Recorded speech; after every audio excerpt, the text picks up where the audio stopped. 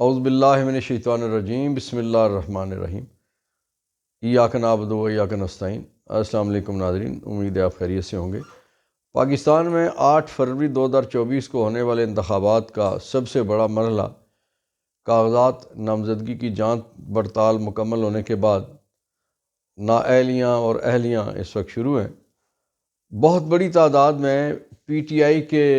جو مرکزی رہنما ہیں ان کے کاغذات نامزدگی مسترد ہوئے، اور اس کے علاوہ بے شمار ایم این ایز اور ایم پی ایز چاروں صوبوں میں جو پی ٹی آئی کی قیادت، جو پہلی صف کی قیادت ہے اور جو دوسری صف کی قیادت ہے اور تیسری صف کی قیادت کے لوگوں کے بھی کاغذات مسترد ہوئے ہیں۔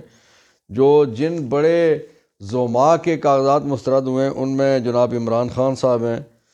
شاہ محمود قریشی صاحب، ان کی پوری فیملی، ان کے بچے، ان کی بیٹیاں، یعنی سب کے کاغذات مسترد ہو گئے ہیں۔ اسی طرح سے پرویز الہی صاحب، گجرات والی معروف فیملی، ان کی پورے خاندان کے جتنے لوگوں نے کاغذات جمع کروائے تھے سب کے کاغذ مسترد ہوئے۔ پھر اسد کیسر، قاسم سوری، ڈاکٹر یاسمین راشد، اعظم سواتی، علی محمد، شیخ رشید، اعجاز الحق، اختر مینگل، ذوالفقار مرزا، فہمیدہ مرزا، چودھری فواد، غلام مصطفیٰ کھر، چاہت فتح علی، ان سب کے کاغذات مسترد ہو گئے ہیں۔ اب اس وقت جو صورتحال ہے پوری دنیا میں، پاکستان کا الیکشن کمیشن، پاکستان کی اسٹیبلشمنٹ اور پاکستان کا انصرام کرنے والے لوگ اور پاکستان کی ریاست دنیا میں جگ ہسائی کا باعث بنا ہوا ہے۔ اور اس وقت صورتحال یہ ہے کہ پوری دنیا، چاہے وہ دوست ممالک ہوں، دشمن ممالک ہوں یا غیر متعلق ممالک ہوں، ظاہر ہے خبریں پوری دنیا میں اس وقت پھیل رہی ہیں، اور ان خبروں کے مطابق پاکستان بدنامی میں، وہ اخبارات کی اور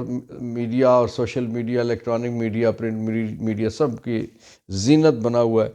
اب صورتحال ناظرین اس طرح سے ہے کہ نواز شریف، مریم، بلاول، سراج الحق، فضل الرحمان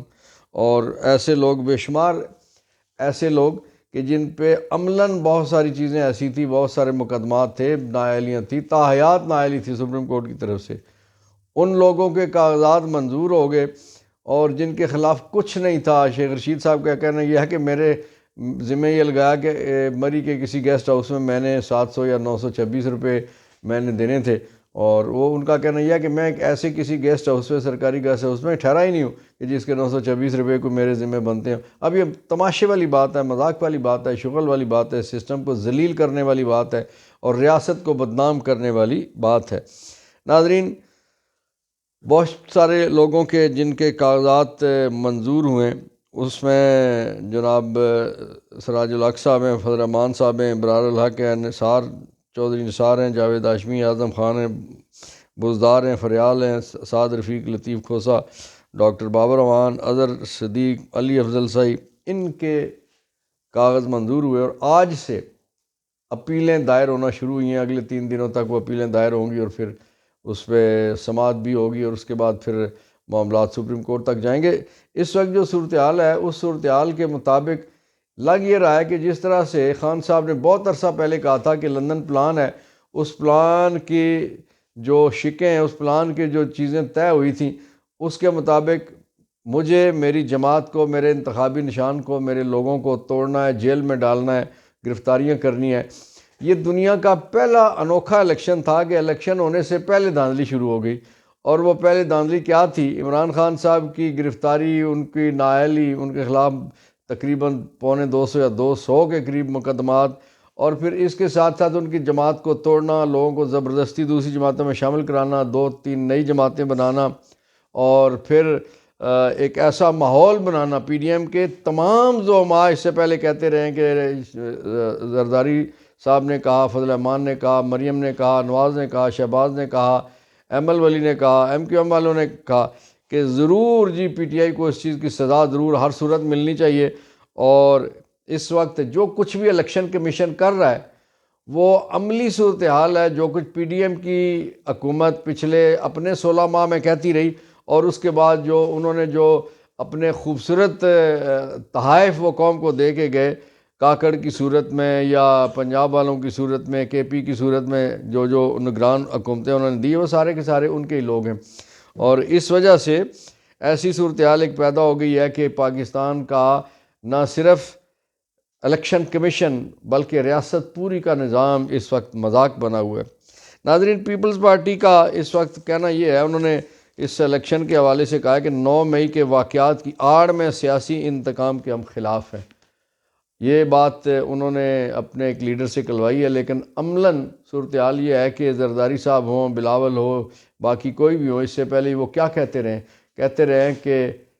نام انہوں نے رکھا ہوتا ہے عمران خان صاحب کا کہ اس فساد کو اور اس فتنے کو ہم نے باہر نکالنا ہے۔ نون بھی یہی کہتی تھی اور پیپلز پارٹی بھی یہی کہتی تھی۔ اب یہ ہے کہ انہوں نے جو مینیج کر کے سارا کچھ کیا ہے، تو وہ اس کے نتیجے میں جو کچھ ہو رہا ہے، اب اگر وہ لوگوں کی ہمدردیاں سمیٹنے کے لیے، اپنے آپ کو جمہوریت پسند ثابت کرنے کے لیے، آئین کی خالق جماعت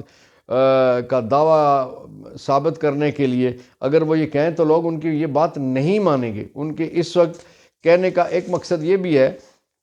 کہ جو لوگ سسٹم کی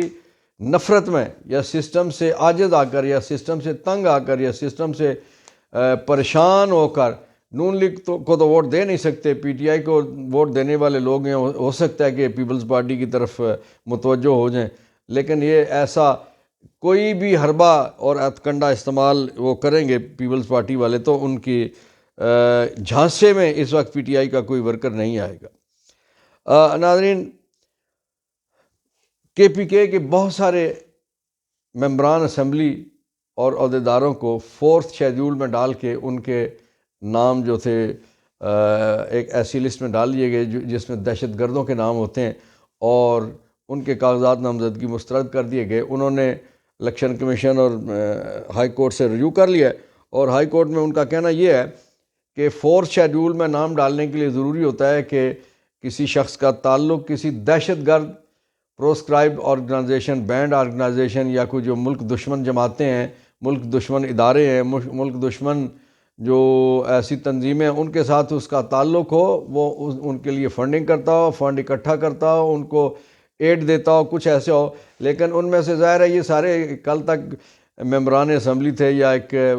محب وطن جماعت کے عہدیدار تھے، تو اب کوئی ثبوت نہ ہونے کے باوجود بھی 4th شیڈول میں ان کے نام ڈال کے ان کے کاغذات نامزدگی مسترد کی گئے، جو ایک تماشے والی بات ہے اور ایک باعث شرم بات ہے الیکشن کمیشن آف پاکستان کے لیے۔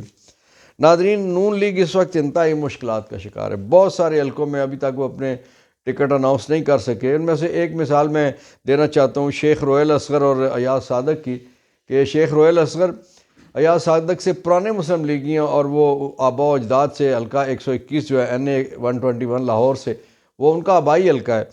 پچھلی دفعہ توڑ تاڑ کے تو ایاز صادق صاحب کو وہ حلقہ دیا گیا تھا، تو اس دفعہ جو میٹنگ ہوئی ہے، جو اطلاعات ہیں اخبارات اور جو میڈیا میں جو چیزیں خبریں آئی ہیں کہ اس کے مطابق شیخ روہیل اصغر نے جب میٹنگ ہوئی تو اس میں انہوں نے یہ کہا کہ یہ میرا آبائی حلقہ ہے، میرے اجداد یہاں سے الیکشن لڑتے رہے ہیں، میں لڑتا رہا ہوں، مجھے ٹکٹ دیا جائے یا نہ دیا جائے، نہ دیا گیا تو میں نے آزاد بھی الیکشن لڑنا ہے۔ جبکہ ایاز صادق صاحب کا یہ کہنا تھا کہ پارٹی ٹکٹ کے حوالے سے جو فیصلہ کرے گی وہ مجھے قبول ہوگا۔ ظاہر ہے وہ سابق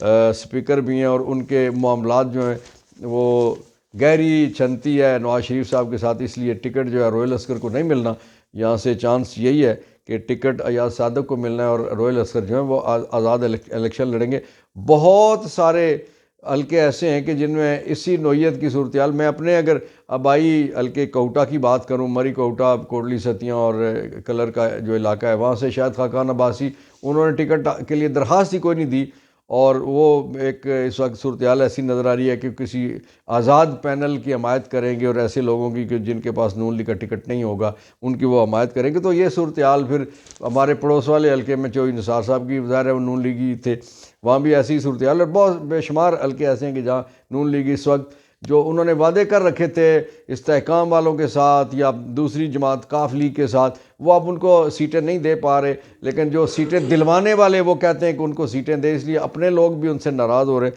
اب آگے دیکھیے ہوتا ہے کیا۔ ناظرین، اس وقت ایک اور بڑی اہم جو صورتحال ہے وہ یہ ہے کہ اس وقت جو 90% جو مسترد ہوئے کاغذات چھوٹی چھوٹی چیزوں سے، مثلا کسی کا بجلی کا بل کوئی 1 مہینے کا رہ گیا ہے،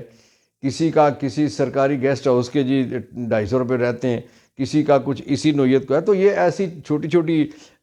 چیزیں ہیں کہ صرف جو مشین لگا کے انہوں نے خوردبینے لگا کے تو لوگوں کو الیکشن سے باہر کرنا تھا۔ میں اس حوالے سے ایک شخص کا ضرور میں مثال دوں گا کہ جو بلوچستان میں سے اختر مینگل صاحب کا جو کاغذات نامزدگی مسترد کیے گئے ہیں، جس بنیاد پہ نواز شریف کی نااہلی ہوئی تھی اقامے والی، اور وہ نااہلی اور سپریم کورٹ کی طرف سے تاحیات نااہلی کے باوجود وہ کاغذات منظور ہو گئے اختر مینگل، چونکہ اختر مینگل نے کچھ دن پہلے یہ کہا تھا کہ ہم شرمندہ ہیں جو ہماری 16 مہینے کی حکومت رہی ہے، اور پھر انہوں نے کہا کہ جو مسنگ پرسنز ہیں ان کے حوالے سے موجودہ حکومت بھی کچھ نہیں کر رہی، 16 مہینے والی حکومت نے بھی کچھ نہیں کیا، اور اسی وجہ سے ہم نے پی ٹی آئی کا ساتھ چھوڑا تھا۔ تو یہ اختر مینگل صاحب کو شاید یہ چیزیں مہنگی پڑ رہی ہیں یہ کہنا، اس لیے ان کے کاغذات بھی مسترد کر دیے گئے اقامے کی بنیاد پہ۔ بہرحال جو اس وقت ہماری اسٹیبلشمنٹ اور اشرافیہ جو کچھ کر رہی ہے وہ یقیناً ریاست کے حق میں نہیں ہے، سیاست کے حق میں نہیں، پاکستان کے حق میں نہیں، اور نہ ہی عوام الناس کے حق میں ہے۔ دیکھیے 8 فروری کو جو فیصلہ ہونا ہے وہ عوام الناس نے کرنا ہے، پبلک ایٹ لارج نے کرنا ہے، پاکستانیوں نے کرنا ہے، اور پاکستانیوں کا فیصلہ اس وقت سارے سرویز کے مطابق نظر آ رہا ہے کہ کس کے حق میں ہے۔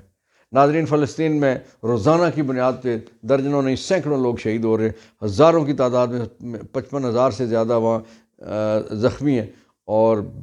لاکھوں تقریباً پورے کا پورا علاقہ جو ہے اس وقت وہ بے گھر ہو چکا ہے، وہ بیچارے کھلے آسمان تلے پڑے ہیں، اور ان کی سوائے اللہ کی مدد کرنے والا بھی کوئی نہیں ہے۔ ہم دعا کرتے ہیں کہ اللہ رب العزت ان کے لیے آسانیاں پیدا کرے۔ اللہ تعالیٰ میرا آپ کا، پاکستان کا، فلسطین کا، کشمیر کا حامی و ناصر ہو۔ پاکستان پائندہ باد، فلسطین زندہ باد۔